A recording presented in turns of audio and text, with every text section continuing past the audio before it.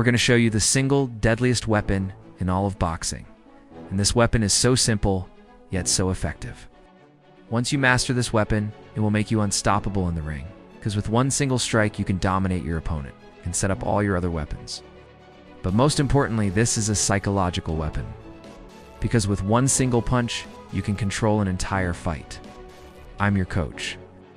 And today we're breaking down how to throw the perfect jab. Now, for those of you that are new to our channel, we break down the sweet science of boxing to help fighters like you become more technical, tactical, and yes, unstoppable in the ring. Now, without further ado, let's get into it. Why is the jab so important? Well, if you think about it, it's the easiest punch to throw. It requires no rotation. It's straightforward. It's just boom, boom. And because of that, you can fire off multiple jabs in rapid succession. But it's not about the speed of the jab or the power of the jab, because if you have either of those things, but not the form, then you're basically useless. Right? It takes less than 30 seconds to throw a perfect jab. We're going to break it down in 3 steps. By the end of the video, you're going to understand why the jab is the deadliest weapon in all of boxing. Let's go. Here's the first part. It's got to be disguised. Watch this clip again. Notice the setup. Floyd throws a fake jab, and then he pulls it back, and boom, right hand. Disguise the jab is key, because you want to throw it from the shoulder. And if you do it correctly, your opponent will never see it coming. So what's the no?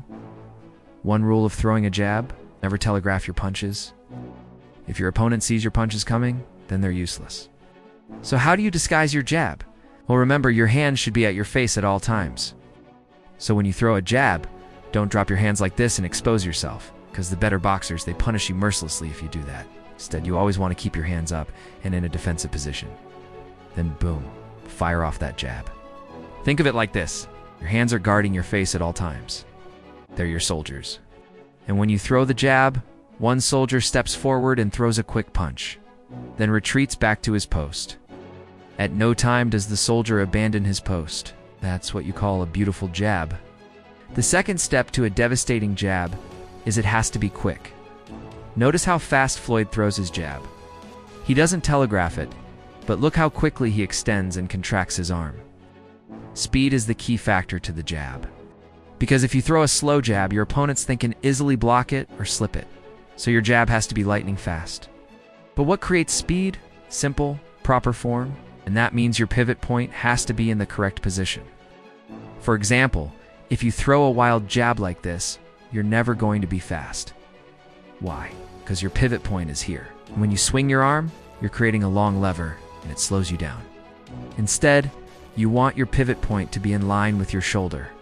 When you throw the jab, imagine your arm as a whip. You snap it forward, and then immediately contract it back into its starting position. This is the only way to throw a fast jab. Think of it like this. When you contract your body to throw a punch, it's like cocking a gun. You pull back the hammer. In order to fire that punch, you have to release that energy. So when you're done, you want to follow through and snap your hand back into position. If you don't, then you leave yourself vulnerable to a counterpunch. The third and final step to the jab is distance. You need to learn how to control the distance between you and your opponent. Too far away, and you'll miss. To close, and you'll leave yourself open to a counterpunch. For example, this is good distance to throw a jab, and this is bad distance. Here I am, bang on top of my opponent. My head is basically in his face. If I throw a jab from this position, I'm going to get annihilated.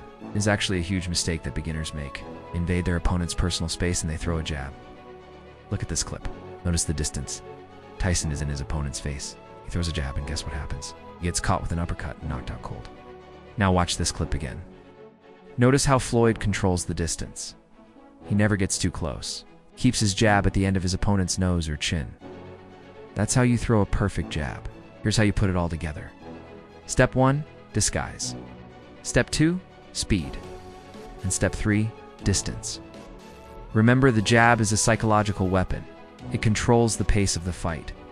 It also sets up all your other weapons. It's also the greatest equalizer in all of boxing. Because whether you're a puncher or a boxer, you need to know how to jab. Look at this clip. Notice how Floyd controls the distance. He jabs and then he sets up his combinations. The jab is the key to unlocking your striking arsenal. It's the bridge between defense and offense. And the masters of the jab, they use it over and over again. And that would be guys like Larry Holmes and Muhammad Ali. Let me tell you a story about both of these legends. First, Larry Holmes. Holmes was one of the greatest technicians in all of boxing history. He used the jab as his primary weapon. He was so precise and accurate with his jab, and he would use it to set up his devastating right hand. George Foreman, he once said, quote, "Holmes jabbed me all night long, and I never could get close enough to him to hit him with my big right hand." Larry Holmes, he threw over 40,000 jabs during his career. He was so accurate, he could hit you with a lightning-fast jab and follow up with a brutal uppercut. Then there's Muhammad Ali, the greatest jab in boxing history. Hands down, it was Muhammad Ali. His jab was so quick, so powerful, and so accurate. He would use the jab to dance around his opponents, and then he would set up his combinations. His jab was a weapon of mass destruction. It controlled the pace of the fight. It was the reason why Ali was undefeated in his first 19 professional fights, and he would frustrate his opponents, like Joe Frazier. All Ali did was dance around him and jab him all day long. If you can master the jab, you can dominate your opponent. The jab is a weapon of mass destruction. It's a weapon that every boxer needs to know how to use. And if you master it, it will make you unstoppable.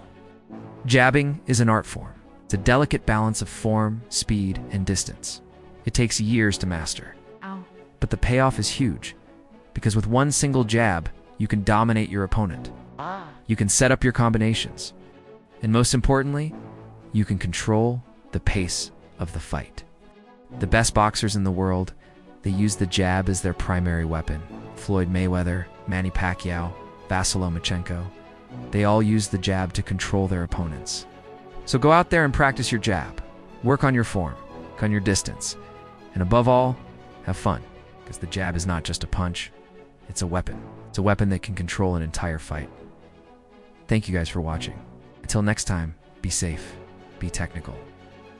And remember, the jab is not just a punch, it's a weapon.